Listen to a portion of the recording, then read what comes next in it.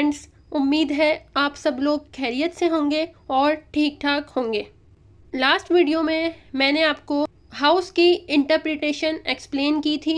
आज हम second drawing जो कि ट्री की ड्राइंग होती है उसकी इंटरप्रिटेशन को अंडरस्टैंड करेंगे। सो स्टार्ट करते हैं। जो ट्री की ड्राइंग होती है वो रिप्रेजेंट करती है आपके क्लाइंट के बिहेवियर को और आपके क्लाइंट के ईगो को। बिहेवियर तो हम सब जानते हैं कि क्या है।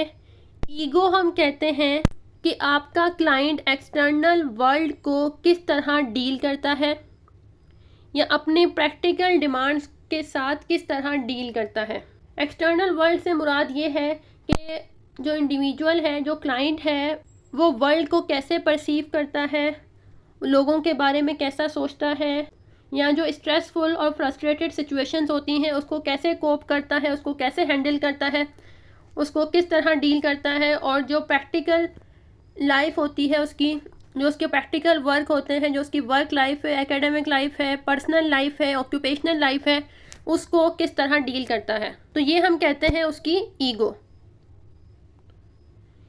सो ट्री की ड्राइंग जब हम असेस कर रहे होते हैं, इट मीन्स हम क्या असेस कर रहे हैं, अपने क्लाइंट का बिहेवियर और उसकी ईगो को। जैसे लास्ट टाइम मैंने आपको बताया था इंटरप्रिटेशन ऑफ हाउस की वीडियो में कि हाउस की ड्राइंग में हम क्या असेस कर रहे होते हैं, क्या इंटरप्रेट कर रहे होते हैं कि आपका जो क्लाइंट है उसके फैमिली के साथ रिलेशनशिप कैसा है।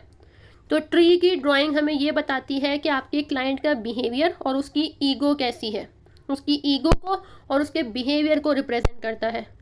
तो आगे जाने से पहले ये मैंने ट्री की पिक्चर यहाँ शो की हुई है।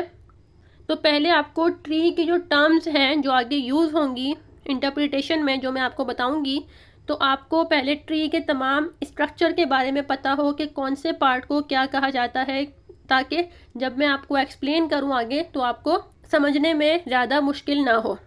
तो आगे जो टर्म है वो यूज़ होंगी ट्रंक। ट्रंक हम कहते हैं, ये वाला जो पार्ट होता है ना, ये वाला, इसको हम कहते हैं ट्रंक, जो कि ट्री का मेन एक्सेस होता है, जो मेन वुडन एक्सेस भी कहा जाता है इसको, और उसको स्टेम भी कहा जाता है। तो इसको कहा जाता है ट्रंक। अब इसके बाद आती हैं लिम्स। लिम्स हम कहते हैं जो ट्रंक, जो प्राइमरी ट्रंक की डिवीजन हो रही है ना, उसको हम कहते हैं लिम्स। ये देखिए, जिस ट्रंक से ये जो ब्रांचेस निकल रही हैं, ये वाली है, ये वाली हैं, ये वाली हैं और ये वाली हैं, ठीक है, ये कहलाती हैं ट्री की लिम्स। इसके बाद आती हैं ब्रांचेस। ब्रांचेस हम किसे कहते हैं, जो लिम्स में से फर्दर डिवीजन हो रही है।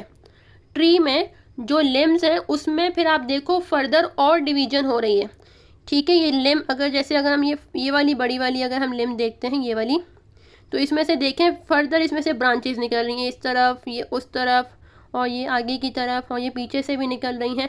तो इसको कहा जाता है ब्रांचेस। फिर इनके ऊपर लीव्स होते हैं, और ये नीचे वाली तो आपको पता है कि ये रूट्स हैं, ठीक है।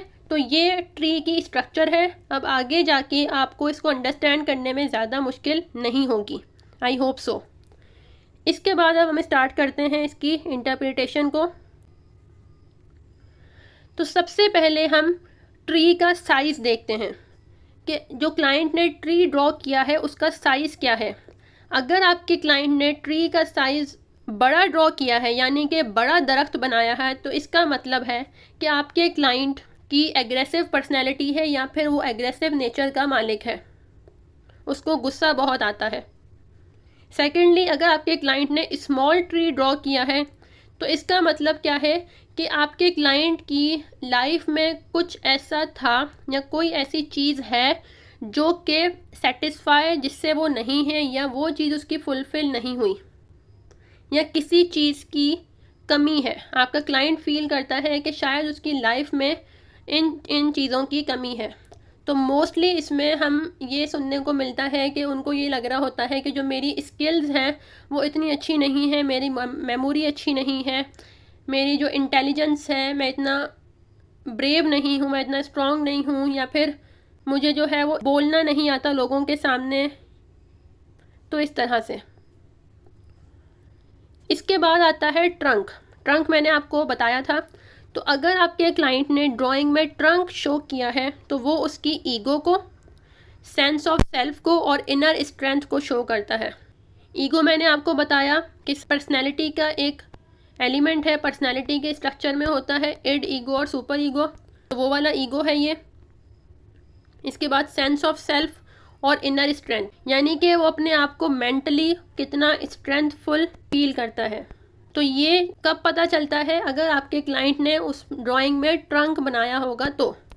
अब अगर उन्होंने ट्रंक तो बनाया है लेकिन ट्रंक का जो साइज़ है वो स्मॉल ट्रंक बनाया है, स्मॉल साइज़ है, तो इसका मतलब उनमें लिमिटेड ईगो स्ट्रेंथ है। लिमिटेड ईगो स्ट्रेंथ को हम लो ईगो स्ट्रेंथ भी कहते हैं।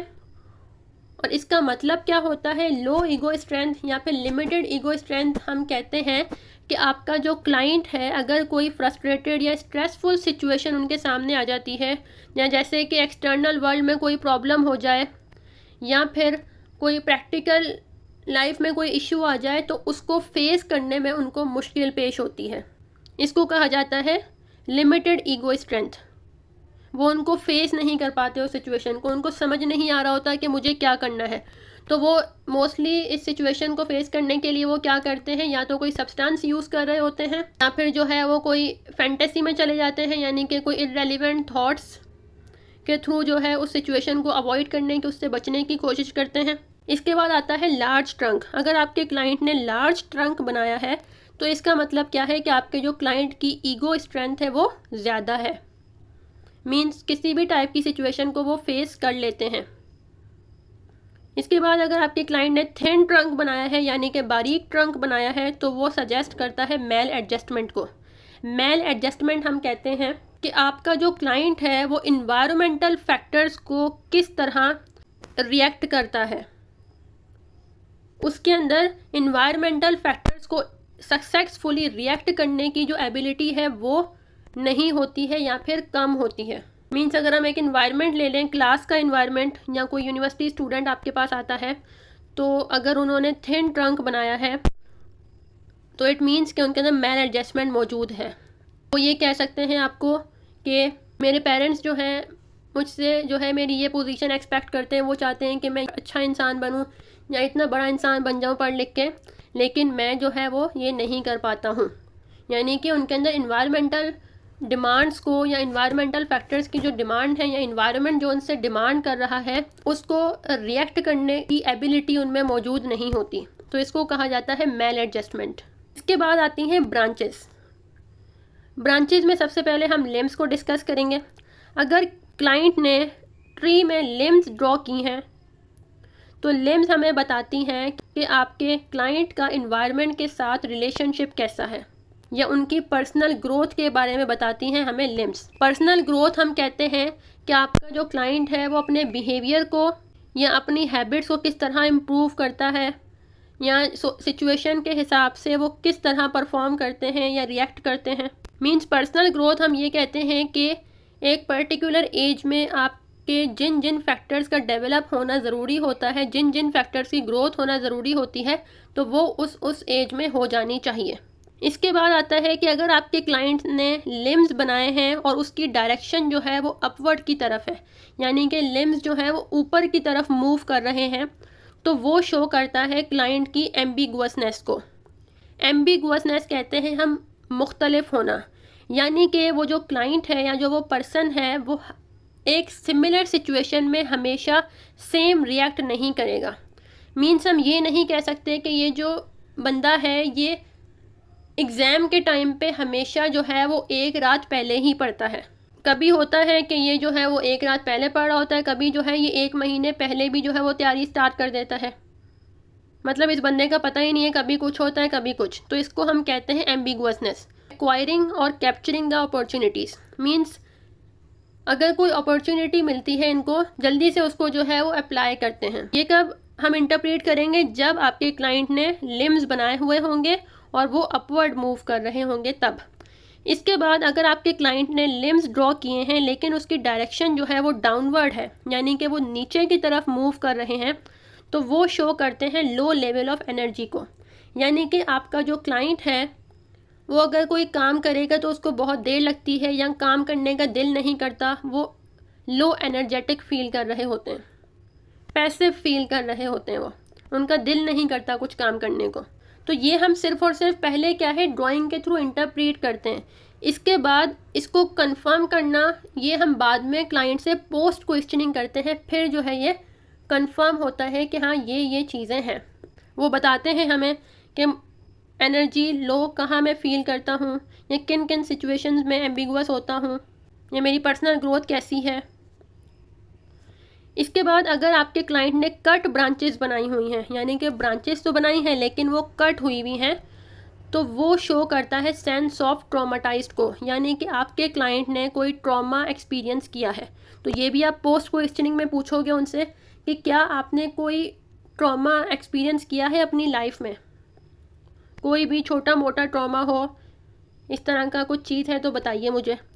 इसके बाद अगर आपका क्लाइंट डेड ब्रांचेस बनाता है, यानी कि मुरझाई हुई ब्रांचेस बनाता है, तो वो ये शो करता है कि आपका जो क्लाइंट है उसको इन्वायरमेंट को अटेंशन देने में डिफ़िकल्टी पेश आती है। इन्वायरमेंट में क्या हो रहा है उसको कभी कभी नहीं पता चलता कि क्या हो रहा है, क्योंकि उसने अटेंशन नहीं पे की हुई होती।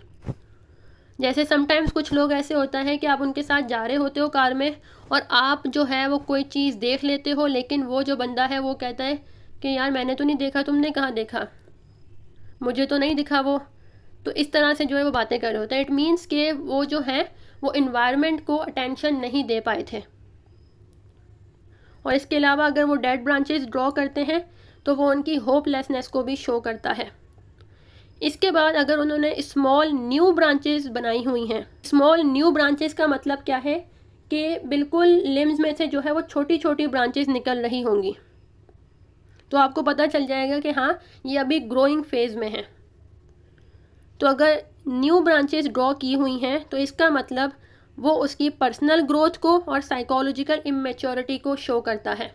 आपका जो क्लाइंट है वो साइकोलॉजिकली इमेच्योर है, मीन्स उनकी परसेप्शन, उनकी एब्स्ट्रैक्ट थिंकिंग, उनकी कॉग्निशन, उनकी रीजनिंग, उनकी मेमोरी वो इमेच्योर है। और दूसरा पर्सनल ग्रोथ, यानी कि सिचुएशन के अकॉर्डिंग किस तरह का रिएक्शन करना है या किस तरह बिहेवियर करना होता है, तो दिस एंड ऑल दैट। इसके बाद अगर आपके क्लाइंट ने फ्यूज्ड ब्रांचेस बनाई हुई हैं, यानी कि एक ब्रांच के ऊपर ही ब्रांच बनाई हुई है, मिली जुली, पता नहीं चल रहा कि कहाँ पे एक ब्रांच ख़त्म हो रही है कि कहाँ ये इसका एंड है, ठीक है। तो फ्यूज्ड ब्रांचेस अगर बनाई हैं तो इसका मतलब वो क्लाइंट की साइकोलॉजिकल स्ट्रेंथ को शो करता है। मीन्स आपका क्लाइंट जो है वो साइकोलॉजिकली स्ट्रॉन्ग है, स्ट्रेंथफुल है, उसकी डिसीजन मेकिंग, उसकी जजमेंट, उसकी रीजनिंग, उसकी एब्स्ट्रैक्ट थिंकिंग सब कुछ स्ट्रॉन्ग है। इसके बाद अगर आपके क्लाइंट ने लॉन्ग ब्रांचेस बनाई हैं तो वो ये शो करता है कि आपका जो क्लाइंट है वो सोसाइटी से अटेंशन चाहता है, अटेंशन सीकर है, वो चाहता है कि लोग मुझसे बात करें। उसके बाद अगर आपके क्लाइंट ने डैमेज्ड ब्रांचेस बनाई हैं तो वो ये शो करता है कि आपका जो क्लाइंट है उसको किसी ने हर्ट किया है, उसको उसकी ईगो को हर्ट किया गया है। तो ये भी आप बाद में पोस्ट क्वेश्चनिंग के सेशन में उनसे कंफर्म करते हो कि ऐसा क्या हुआ या किसने किया। उसके बाद अगर आपके क्लाइंट ने क्लाउड शेप ब्रांचेस बनाई हैं तो वो एग्रेसिवनेस को शो करता है। उसके बाद अगर आपके क्लाइंट ने कोई ब्रांचेस नहीं बनाई हुई लिम्स के ऊपर तो वो ये शो करता है कि आपका जो क्लाइंट है वो दूसरों के साथ कांटेक्ट ज़्यादा रखना पसंद नहीं करते, उनको दूसरों के साथ ज़्यादा बात करना पसंद नहीं।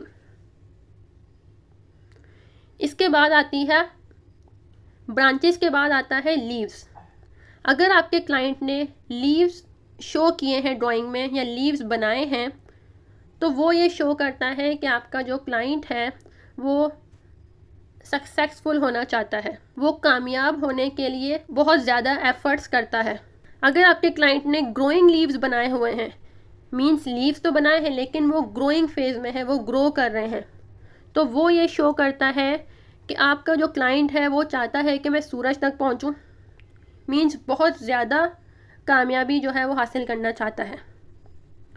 इसके बाद अगर आपके क्लाइंट ने पॉइंटी लीव्स बनाए हैं, मीन्स नोकीले लीव्स अगर बनाए हैं, तो वो एग्रेशन को शो करता है। इसके बाद अगर लीव्स के ऊपर ज़्यादा अटेंशन दी गई है या ज़्यादा डिटेल दी गई है लीव्स के अबाउट, तो वो ये शो करता है कि आपके क्लाइंट में OCD यानी कि ऑब्सेसिव कंपल्सिव डिसऑर्डर की टेंडेंसीज मौजूद हैं। लीव्स के बाद आता है रूट्स। रूट्स जो है वो शो करती हैं रियलिटी टेस्टिंग और ओरिएंटेशन को। रियलिटी टेस्टिंग हम कहते हैं कि आपका जो क्लाइंट है वो अपनी थॉट्स को पहले रियलिटी के अगेंस्ट चेक करता है, मींस के उसके ऊपर बिहेवियर करने के बजाय पहले उसको टेस्ट करता है, पहले उसके बारे में इंफॉर्मेशन लेता है कि अगर मैं ये स्टेप लेने जा रहा हूँ, अगर मैं इस तरह का काम करूँगा तो उसका नतीजा क्या हो सकता है। तो इसको कहा जाता है रियलिटी टेस्टिंग।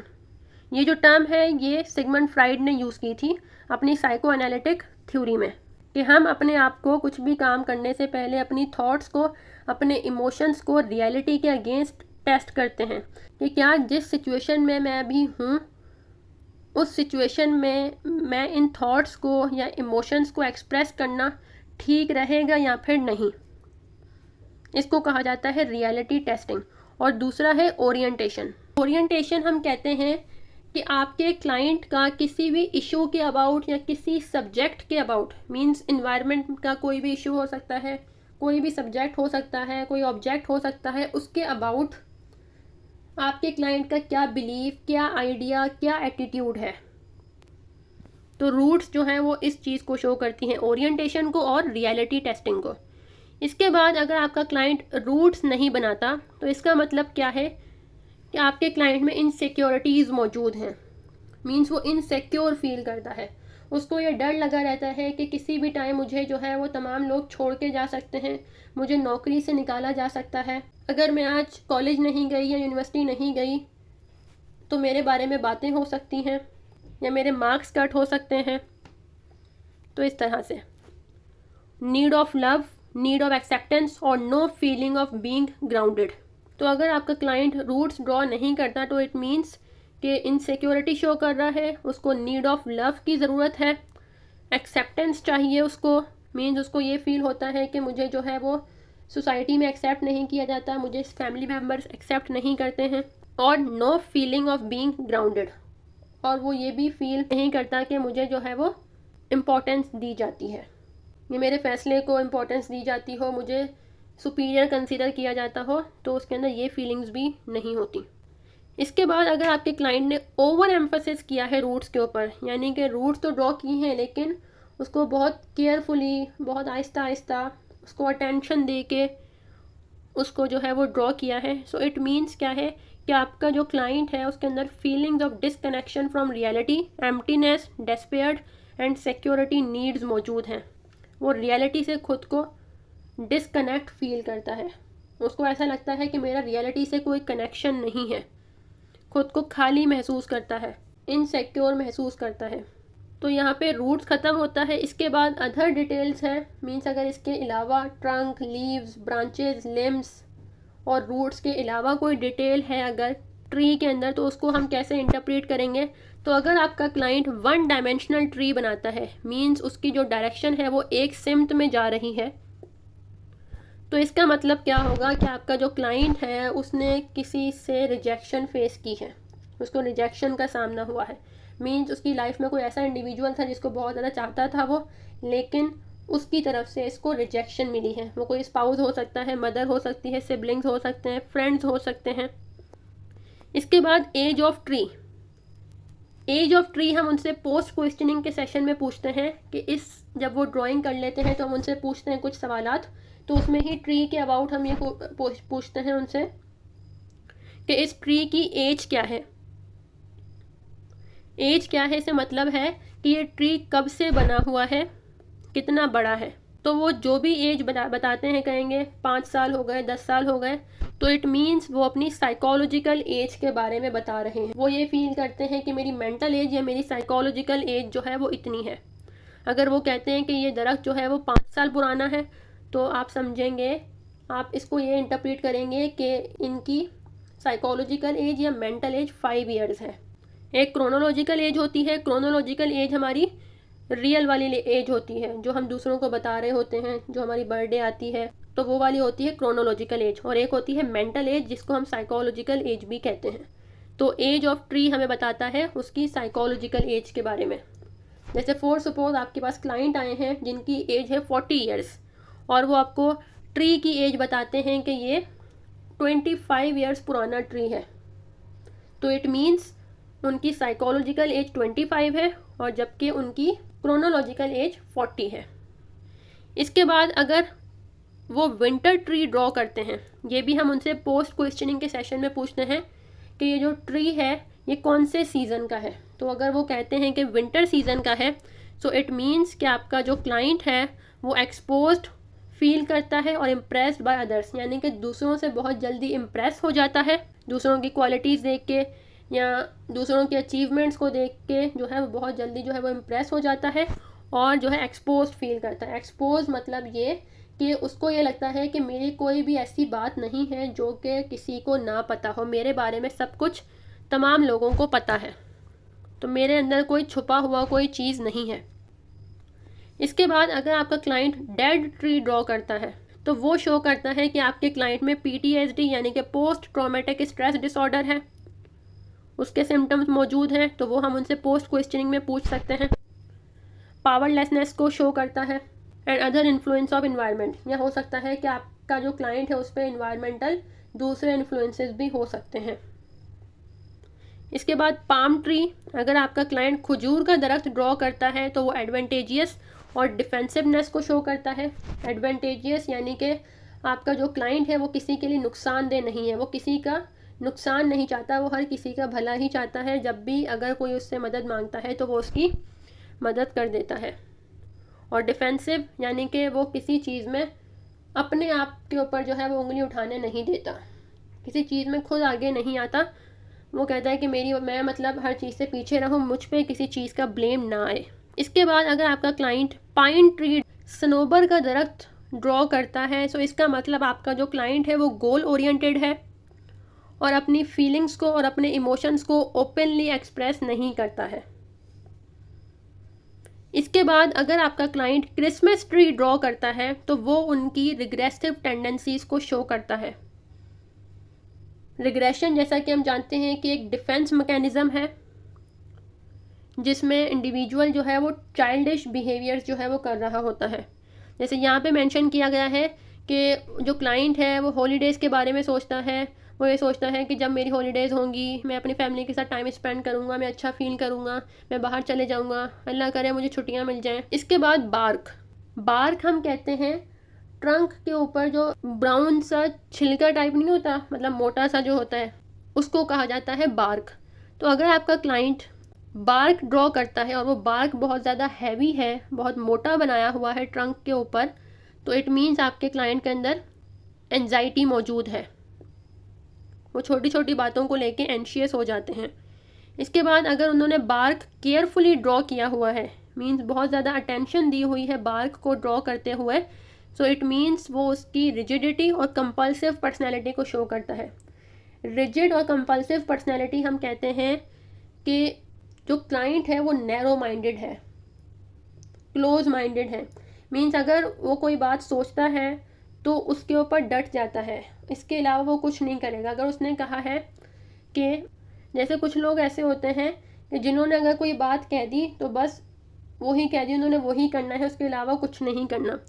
जैसे अगर आपका कोई फ्रेंड वगैरह हो या कोई इंडिविजुअल हो, वो यूनिवर्सिटी में पढ़ते हैं आप सब, तो फिर वो कहे कि हम इसी रास्ते से जो है वो डिपार्टमेंट जाएंगे, हम इसी रास्ते से जाएंगे, या फिर हम इसी कैंटीन से जो है वो बर्गर खाएंगे, तो फिर बस वो उसी से खाएंगे। वो ये नहीं कहते कि हमें जो है कुछ न्यू ट्राई करना चाहिए या उसका ट्राई करके देख लेते हैं या वो वाला रोड लेके देख लेते हैं, ये शॉर्टकट है, तो वो कहते हैं कि नहीं।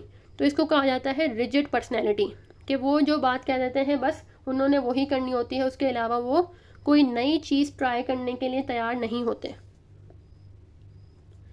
इसके बाद अगर उन्होंने फैंटेसी लाइक ट्री बनाया है, मीन्स ऐसा ट्री जिसकी कोई रियलिटी नहीं है, तो वो शो करता है उनकी अनरियलिस्टिक थॉट्स को और डिस्टर्ब परसेप्शन ऑफ वर्ल्ड को, मीन्स वर्ल्ड को वो ठीक से परसीव नहीं कर रहे होते, डिस्टर्ब परसेप्शन होती है, उनको समझ नहीं आ रहा होता कि ये चीज़ क्या है, इसको किस तरह इंटरप्रेट करना है, या इस चीज़ का मतलब क्या है, वो बंदा मुझे क्या कहना चाह रहा है, तो उनको ये बात समझ नहीं आ रही होती।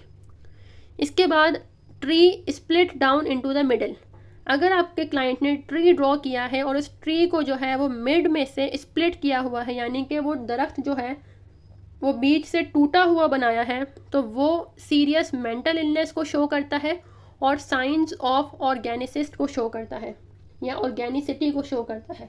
ऑर्गेनिसिटी जो टर्म है वो पहले ब्रेन डैमेज और ब्रेन डिसफंक्शनिंग के लिए यूज़ की जाती थी। तो अगर आपका क्लाइंट स्प्लिट ट्री ड्रॉ करता है तो इट मीन्स आपके क्लाइंट को कोई सीरियस मेंटल इलनेस है या फिर कोई ब्रेन डैमेज या ब्रेन फंक्शनिंग डिस्टर्ब है। इसके बाद अगर आपका क्लाइंट ट्री हाउस ड्रॉ करता है सो इट मीन्स आपका जो क्लाइंट है वो थ्रेटनिंग इन्वायरमेंट से भागने की सोच रहा है। मीन्स कोई इन्वायरमेंटल ऐसी सिचुएशन है, कोई थ्रेटनिंग सिचुएशन है और वो उस सिचुएशन से एस्केप होने की सोच रहा है या कोशिश करेगा। जैसे अगर कोई एग्ज़ाम की सिचुएशन हो सकती है कि एग्ज़ाम को सिर्फ एक दिन रह गया है और उनको समझ नहीं आ रही कि मैं किस तरह प्रिपेयर करूँगा, तो वो जो है वो एग्ज़ाम्स ही ना दे, वो वहीं कहीं किसी और कंट्री मूव कर जाए या किसी और जगह चले जाए, किसी के घर चले जाए, या अगर किसी बॉस ने उनको डांट दिया हो, कोई जॉब करते हो तो वहाँ पे उन्होंने वैसी परफॉर्मेंस नहीं दी तो एक थ्रेटनिंग सिचुएशन क्रिएट हो गई, एक थ्रेटनिंग इन्वायरमेंट क्रिएट हो गया, तो वहाँ से भी वो भागने की कोशिश कर सकते हैं। तो ट्री हाउस इसको शो करता है। इसके बाद अगर आपका क्लाइंट कोई फ्रूटफुल ट्री बनाता है, मीन्स ट्री ड्रॉ किया है और उसके ऊपर फ्रूट्स भी बनाए हैं, तो वो ये शो करता है कि आपका जो क्लाइंट है वो मैच्योर होना चाहता है। मीन्स यहाँ पे आपका जो क्लाइंट है वो खुद को चाइल्डिश समझ रहा होता है, ठीक है, अपने आप को एक चाइल्ड समझ रहा है। उसको लगता है कि मेरी थिंकिंग, मेरी रीजनिंग, मेरी जजमेंट, मेरी डिसीजन मेकिंग वैसी नहीं है जैसी इस एज में लोगों की होती है, तो वो मैच्योर होना चाहता है। इसके बाद अगर आपका क्लाइंट कोई नेस्ट ड्रॉ करता है, किसी परिंदे का घोंसला ड्रॉ करता है पेड़ पर, तो इसका मतलब वो उसकी इनसिक्योरिटीज़ को शो कर रहा है। इसके बाद अगर आपके क्लाइंट ने ट्री ड्रॉ किया है लेकिन उसके अंदर डबल लाइन यूज़ की है, मीन्स डबल लाइंस ड्रॉ की हैं, सो इट मीन्स आपका जो क्लाइंट है वो अपने गोल को अचीव करने के लिए किसी दूसरे इंसान की सपोर्ट चाहता है अपनी लाइफ में। अगर आपके क्लाइंट ने ट्री के नीचे ग्राउंड नहीं बनाया, no ground under the tree, so it shows a person hides his or her feelings, तो इसका मतलब आपका जो क्लाइंट है वो अपनी कुछ फीलिंग्स को या किसी इमोशंस को आपसे छुपाने की कोशिश कर रहा है। इसके बाद अगर आपके क्लाइंट ने ग्राउंड बनाया है और उसके ऊपर ग्रास भी बनाई है, तो इसका मतलब आपके क्लाइंट के अंदर आर्टिस्टिक स्किल्स मौजूद हैं, उनको आर्ट करना बहुत पसंद है, ड्राइंग, डिज़ाइनिंग वगैरह, तो इस तरह से। सो यहाँ पे ट्री की इंटरप्रिटेशन ख़त्म होती है। तो आज हमने ट्री की इंटरप्रिटेशन भी कर ली और लास्ट लेक्चर में मैंने आपको हाउस की भी करवा दी थी। अब हमारी रहती है सिर्फ और सिर्फ पर्सन की इंटरप्रिटेशन, वो इंशाल्लाह नेक्स्ट वीडियो में मैं आपको उसके बारे में एक्सप्लेन करूँगी। अगर आपको आज की वीडियो में से कोई क्वेश्चन है तो आप मुझसे कमेंट सेक्शन में पूछ सकते हैं। So this was all about today's lecture. अपना बहुत सारा ख्याल रखिएगा। मिलते हैं आपसे इंटरप्रिटेशन ऑफ पर्सन में। तब तक के लिए अल्लाह हाफिज़।